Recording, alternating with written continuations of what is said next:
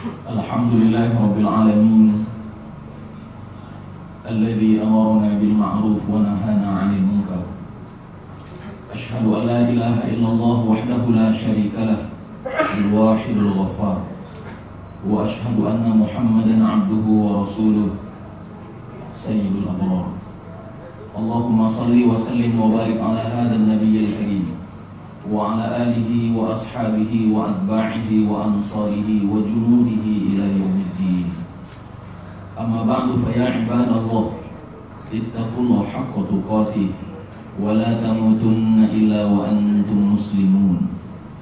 Faqala Allah ta'ala alif lam mim ahasiban nasu ay yutraku ay yaqulu amanna wa hum la yuftanun. Walhamdulillahi Rabbil Alamin. Kita memuji Allah Subhanahu wa ta'ala, mengagungkan dan membesarkannya, karena pasti kita hadir di bulan Muharram ini sebagai bagian dari perpanjangan waktu dari takdir kehidupan kita.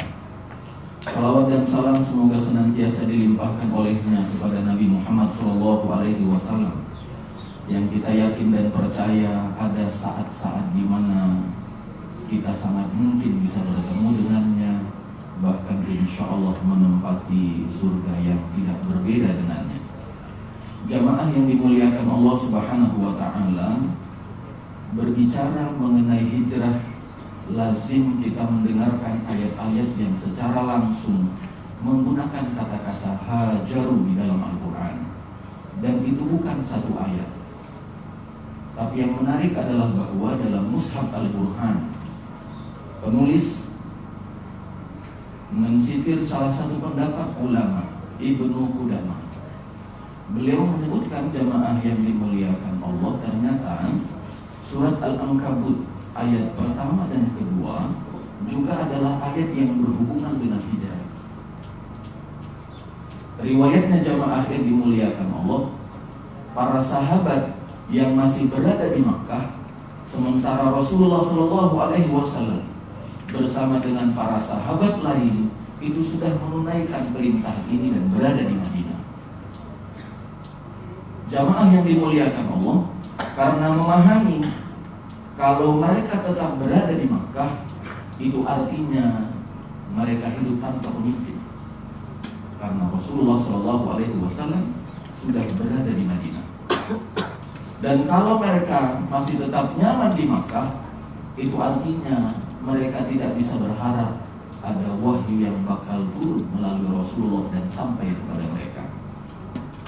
Karena ketidaknyamanan inilah kemudian orang-orang mukmin yang masih berada di Makkah membulatkan keinginan untuk menyusul Rasul Sallallahu Alaihi Wasallam. Terlebih-lebih dalam salah satu surah disebutkan, orang-orang yang tidak melakukan hijrah adalah orang-orang yang menzalimi diri. Jamaah yang dimuliakan Allah, sesudah kemudian tekad dikuatkan, rencana dimatangkan, tibalah saat di mana kaki akan dibawa menyusul Rasul yang dicintai. Tapi sebelum mereka keluar dari Makkah, informasi ini terlanjur sudah menyebar ke kafir Quraisy. Karena itulah blokade dilakukan. Akhirnya jamaah yang dimuliakan Allah, mereka terusir dengan sangat menghinakan dan kembali harus berada di Makkah. Tidak ada perlawanan yang dilakukan oleh orang mukmin ketika itu. Karena itulah kemudian Allah menurunkan surat Al-Ankabut ayat 1 dan 2 ini. Ketika Allah Subhanahu wa ta'ala mengatakan, apakah kalian mengira diri kalian beriman sementara kalian belum diuji? Pikiran mereka yang jernih, hati yang dipenuhi iman, sangat mudah menangkap pesan ilahiyah ini. Maknanya secara umum, jamaah yang dimuliakan Allah, Allah tidak menginginkan orang-orang beriman ini laksana domba di depan pengembalanya. Cukup baginya menggerakkan sedikit saja kayu, maka semua domba-domba ini akan turut dengan mudah sesuai dengan kemauannya. Sekali lagi, Allah menegur mereka dengan mengatakan, apa kalian mengira diri kalian beriman sementara kalian belum diuji? Menyadari ayat ini adalah teguran, lalu mereka kemudian mengumpulkan keberanian dan di relung kesadaran mereka sudah sangat siap. Kalaupun untuk menyusul Rasul lewat gerakan hijrah ini mereka harus mengumpankan jiwa, mereka akan terobos blokade orang-orang kafir. Sekali lagi, Ibnu Qudamah menyebutkan dalam riwayat itu, benarlah ada di antara orang-orang mukmin yang tidak pernah sampai kakinya menginjak kota Madinah. Karena apa? Sudah tersembelih raganya dan tidak lagi dalam kondisi hidup. Tapi subhanallah, Allah justru sesudah itu menurunkan ayat ke-69 pada surat yang sama. Alladzina jahadu fina lanahdiyannahum subulana. Barang siapa yang bersungguh-sungguh dan serius berjalan di atas jalan kami, kehendak Allah Subhanahu wa taala, maka merekalah orang-orang yang mendapatkan hidayah dan petunjuk itu. Belajar dari penjelasan ini, jamaah yang dimuliakan Allah Subhanahu wa taala, kita menangkap bahwa pribadi hijrah itu adalah pribadi yang senantiasa kukuh dengan pilihan iman dan tidak gagap menghadapi semua risiko yang menghadap. Jadi kalau ada di antara orang yang menyebut dirinya beriman, tapi gampang sekali ditaklukkan dan dilemahkan oleh beragam risiko yang muncul di depan matanya, tolong direkam kembali. Allah menyindir orang seperti ini. Apa kamu kira kamu beriman sementara kamu belum diuji? Bagi orang yang beriman, jamaah yang dimuliakan Allah Subhanahu wa taala, tidak ada perintah Allah yang berefek mudarat terhadap diri kita. Semua perintah Allah Subhanahu wa taala itu berangkat dari pemahamannya yang betul terhadap kehidupan makhluk, dan ini pasti bersumber dari kasih sayangnya yang tanpa batas itu. Karenanya lah jamaah yang dimuliakan Allah, ciri orang yang tidak menyayangi dirinya adalah orang yang cenderung status quo. Dirinya hari ini adalah dirinya di 1431 yang lalu, tanpa rencana. Jamaah yang dimuliakan Allah Subhanahu wa taala, karenanya sekali lagi Allah Subhanahu wa taala lewat perintah hijrah ini ingin mengkonsolidir kekuatan kaum muslimin. Untuk apa banyak kalau iman mereka diselubungi rasa takut? Untuk apa memiliki jumlah yang besar kalau keyakinan mereka terhadap kekuatan perlindungan Allah Subhanahu wa taala itu menempati bagian yang tertipis di antara keimanannya? Jamaah, berkaca dari ini, sudahkah kita lanjutkan kaki melangkah di 1432 ini dengan pilihan yang makin tegas? Apapun demi iman ini saya terobos. Pergunjingan publik melalui isu penerimaan CPNS ini, jamaah yang dimuliakan Allah, sebahagian jauh-jauh sebelumnya itu tidak ingin melihat ada di antara anak keturunannya yang sangat terobsesi untuk menjadi salah satu orang yang berada di tubuh birokrasi, itu tetap saja harus menyampil pahit kenyataan dia tidak diterima. Karena itu ada yang mencoba-coba jamaah yang dimuliakan Allah menyiapkan uang demi menjemput kelulusan. Saya ingin mengatakan ini ujian keimanan, benderang bagi seorang mukmin. Ketika Rasulullah yang mulia mengatakan ar-rasi wal murtasi finnar, yang menyuap dan menerima suap kedua-duanya di dalam api neraka. Untuk itu tidak perlu ada kegamangan, tidak perlu ada kesulitan-kesulitan psikologi menghadapi ini semua. Jamaah yang dimuliakan Allah, sekali lagi pribadi hijrah pribadi yang tahu pilihannya selalu harus imannya. Karena itulah seorang sahabat jamaah yang dimuliakan Allah Subhanahu wa taala tidak sedikit pun merasa gentar dan takut ketika harus berhadapan-hadapan dengan beragam intimidasi yang itu bukan sekali lagi ancaman-ancaman verbal, tapi sudah di depan matanya. Sangat unik ketika beliau berkata, ketahuilah senjata apapun yang ada di tanganmu itu tidak akan pernah mempercepat kematian. Dan kalau kita selami kalimat ini tidak mungkin dilahirkan oleh orang-orang yang lemah. Ini hanya gerak bibir orang yang tahu pasti keimanannya mendorongnya harus berani. Keimanan adalah identitas, keimanan adalah idealisme, keimanan adalah prinsip hidup, dan ini tidak mungkin ditransaksikan sampai kapanpun. Di awal-awal Al-Quran pada surah Al-Baqarah bahkan Allah mengatakan ada fenomena orang yang menjual akhiratnya untuk membeli dunianya. Ada orang yang menjual akhiratnya untuk membeli dunianya.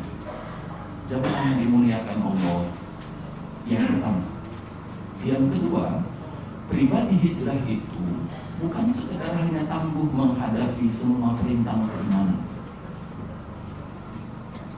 tapi mereka juga memilih jalan hidup sebagai orang yang tidak akan merintangi diri dan siapapun untuk beramal.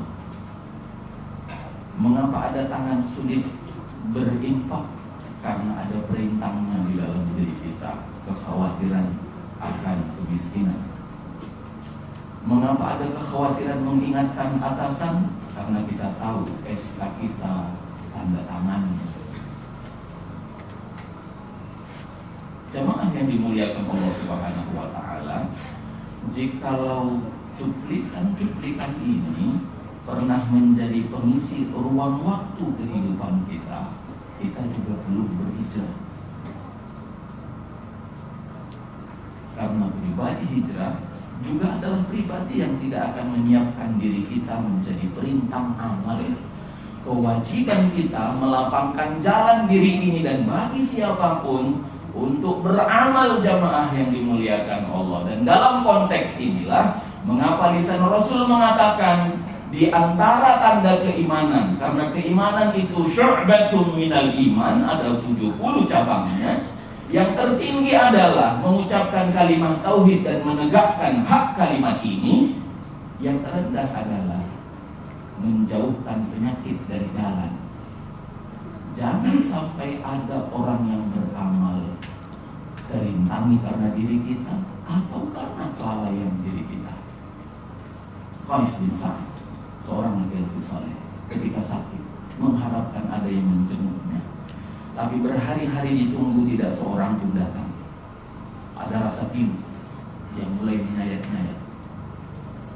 Lalu kemudian dia mendapat kabar, mengapa orang tidak mau hadir menjenguknya?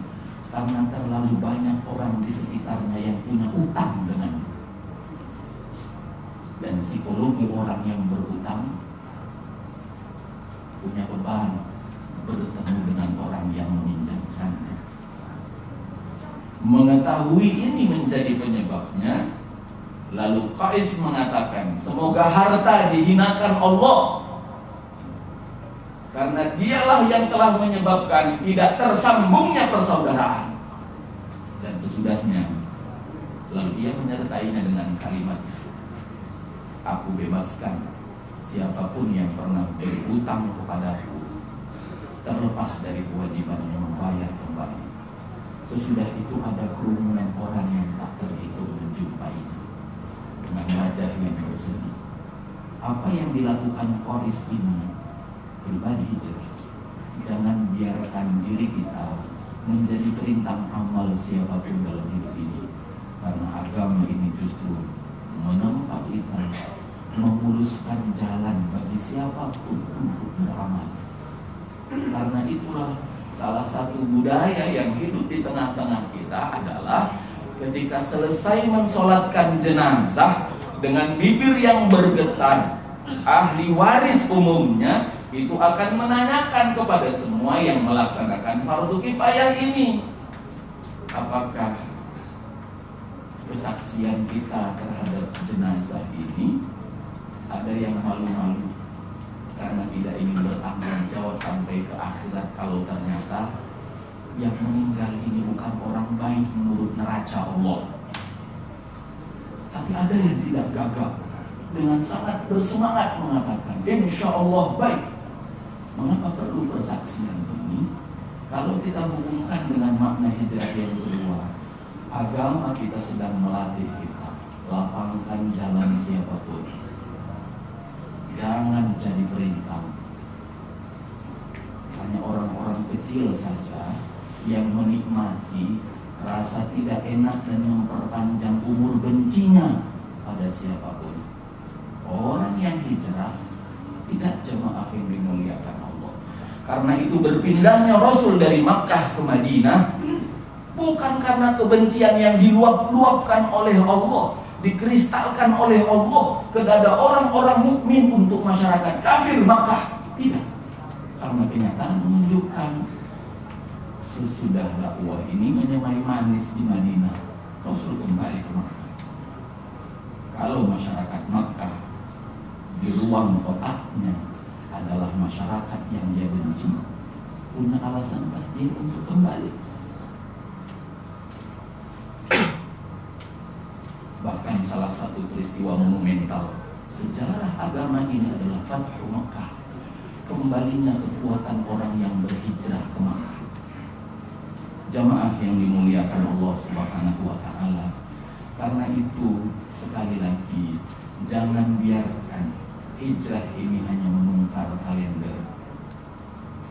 Hijrah ini melengkapi kepribadian kita, mulai dengan sikap yang mantap. Iman ini jadi pilihan, tidak akan lemah apapun perintahnya, karena memang setiap kali kita beriman maka ujian akan terus menderanya. Cara Allah agar iman itu kian dikukuhkan. Kalau Bapak, saudara yang dimuliakan Allah, ingin pancangan sebuah tiang menjadi kuat, maka yang dilakukan mengumpulnya lebih dalam. Saya ulang, kalau kita ingin pancangan sebuah tiang lebih kuat, maka mengumpulnya lebih dalam. Ini yang kita pahami dari sabda Rasul, kalau Allah mencintai seorang hamba, maka Allah akan mengujinya. Yang kedua, pribadi hijrah, pribadi yang melapangkan jalan siapapun untuk beramal. Jangan biarkan karena hasrat mendapatkan warisan, kita lupa bahwa sang ibu pernah berbisik ingin sekali menunaikan haji. Katakan dengan lembut, kalau warisan inilah yang memungkinkan engkau bunda berangkat, aku ikhlaskan bagianku. Lapangkan siapapun dalam beramal, karena setiap hamba yang melapangkan beramal, dia bersekutu dalam amal itu. Bukan hanya yang beramal mendapatkan kebaikan, yang melapangkannya pun berbagi pahala pada pelakunya. Barakallahu li wa lakum fil Qur'anil Karim. Wa nafa'ni wa iyyakum bima fihi minal ayati wa dzikril hakim. Wa taqabbala minni wa minkum tilawatahu innahu huwas samiul alim.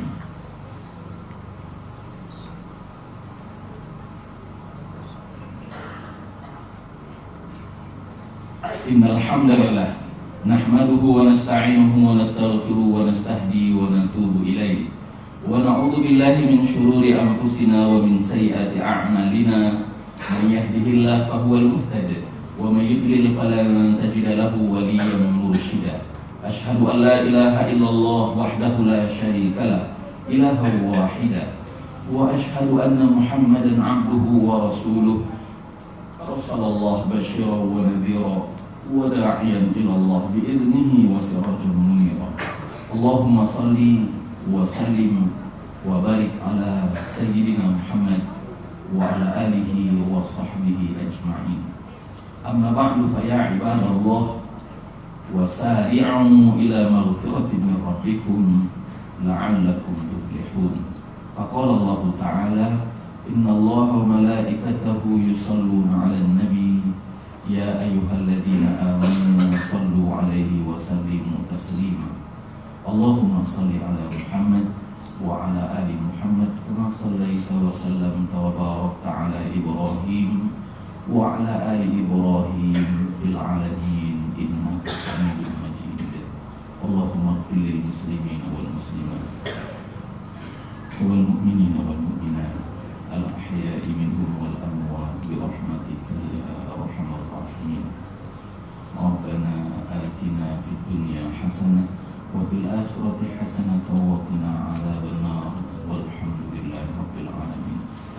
عباد الله إن الله يأمر بالعدل والإحسان وإيتاء ذي القربى وينهى عن الفحشاء والمنكر والبغي يعظكم لعلكم تذكرون. فاذكروا الله العظيم يذكركم واسألوا من فضله يعطكم ولذكر الله أكبر.